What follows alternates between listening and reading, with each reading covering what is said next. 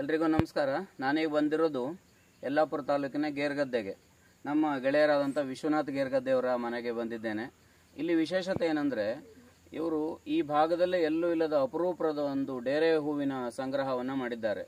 ಸುಮಾರು 120ಕ್ಕೂ ಹೆಚ್ಚು ತಳಿಯ ಒಂದು ಡೇರೆ ಹೂವುಗಳನ್ನು ನಾವಿಲ್ಲಿ ನೋಡಲಿಕ್ಕೆ ಸಾಧ್ಯ ಇದೆ. ಅಂತಹ ಒಂದು ವಿಶಿಷ್ಟವಾದಂತಹ ಕೃಷಿಯನ್ನು ಮಾಡ್ತಾ ಇದ್ದಾರೆ. ತುಂಬ ಆಕರ್ಷಕವಾದಂತಹ ಹೂವುಗಳಿದ್ದಾವೆ. ಇದಕ್ಕೆ ನೀವು ಬಂಡವಾಳವನ್ನು ಯಾವ ರೀತಿಯಲ್ಲಿ ತೊಡಗಿಸಿದ್ದೀರಿ, ಸ್ವಲ್ಪ ವಿವರಣೆ ಕೊಡ್ಬೋದಾ? ಇವರು ಹೇಳ್ತಾರೆ, ಅವರೇ ವಿಶೇಷವಾಗಿ ಮಾಡುವಂಥವ್ರು ಅವರೇ. ಬಂಡವಾಳ ಅಂದರೆ ಮೊದಲು ಇವ್ರ ಅಕ್ಕನ ಮನೆಯಿಂದ ರಿಲೇಷನ್ ಮನೆಯಿಂದ ಹೀಗೆ ಒಟ್ಟು ಹಾಕಿದ್ದು. ಈಗ 6 ವರ್ಷದಿಂದ ಈಚೆಗೆ ದುಡ್ಡು ಕೊಟ್ಟು ಎಲ್ಲ ತಗೊಬಂದು ಹಿಲ್ಲು ಗಿಡ, ರೆಡಿ ಗಿಡ ಮತ್ತು ಗಡ್ಡೆ ಮೂರನ್ನು ನನ್ನ ತಾಯಿ ಮನೆಯಿಂದ ಬಂದಿದ್ದು ಆಸಕ್ತಿ. ಅಂದರೆ ನನ್ನ ಅಪ್ಪ ಅಮ್ಮ ಜೊತೆಗೆ ಅಜ್ಜಾಜಿ ಕೂಡ ಮಾಡ್ತಿದ್ರು. ಅದನ್ನು ನೋಡಿ ಬೆಳೆದು ನನಗೂ ರೂಢಿ ಆಯಿತು. ಮದುವೆ ಆದ 4 ವರ್ಷ ಮಾಡಿರಲಿಲ್ಲ, ಆಮೇಲೆ ಮತ್ತೆ ಶುರು ಮಾಡಿದ್ದೆ ಮಾಡಲಿಕ್ಕೆ. ಇನ್ನು ಈ ಡೇರೆ ಗಿಡ ಬೆಳೆಸೋದು ಅಂದರೆ ಏನಿಲ್ಲ, ಅದಕ್ಕೆ ಹುಳ ತುಂಬ ಬರ್ತದೆ ಡೇರೆ ಗಿಡಕ್ಕೆ. ಮಿಲಿಬಗ್ಸ್ ಅಂತಾರೆ. ಆ ಡೇರೆ ಗಿಡಕ್ಕೆ ಹುಳ ಬಂದವಾಗ ಹುಳದ ಔಷಧಿನ ಸ್ಪ್ರೇ ಮಾಡ್ತಾ ಇರಬೇಕು ನಿಯಮಿತವಾಗಿ. ಯಾವಾಗ ಬಂದಿದೆ ಆವಾಗೆಲ್ಲ ಸ್ಪ್ರೇ ಮಾಡಬೇಕು. ಮತ್ತು ಕೊಳೆ ರೋಗ ಒಂದು ಬರ್ತದೆ.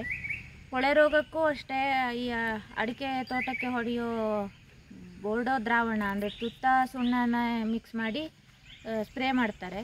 ಅದು ಕೊಳೆ ಬರ್ಬೋದು ಅನಿಸಿದಾಗೆ, ಕೊಳೆ ಬರುವ ಮುಂಚೆನೇ ಮಾಡಬೇಕು. ಹಾಗಾದರೆ ಗಿಡ ಹೆಲ್ದಿಯಾಗಿ ಬೆಳೀತದೆ.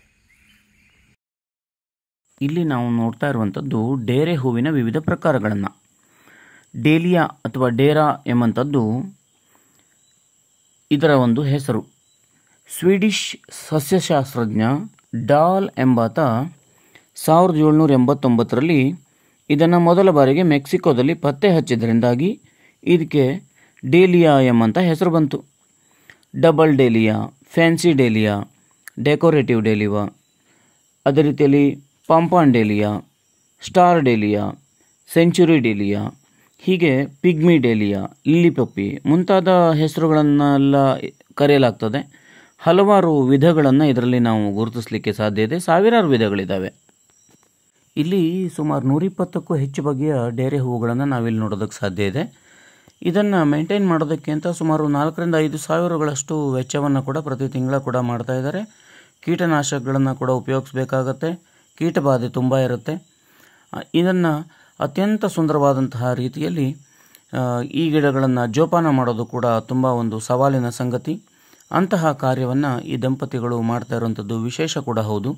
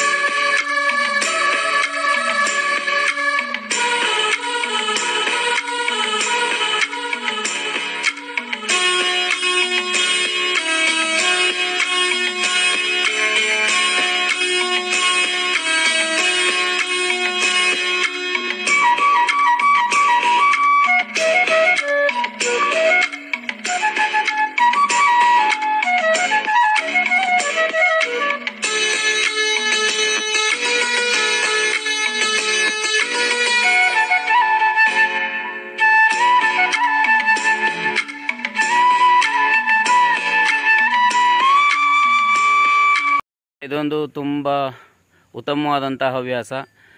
ಬಹಳಷ್ಟು ಜನ ಇಲ್ಲಿಗೆ ಬಂದು ಈ ಒಂದು ಹೂವಿನ ಗಿಡಗಳನ್ನು ನೋಡಿ ಮತ್ತು ಈ ಹೂಗಳನ್ನು ನೋಡಿ ತುಂಬ ಖುಷಿಪಟ್ಟು ಹೋಗ್ತಾರೆ.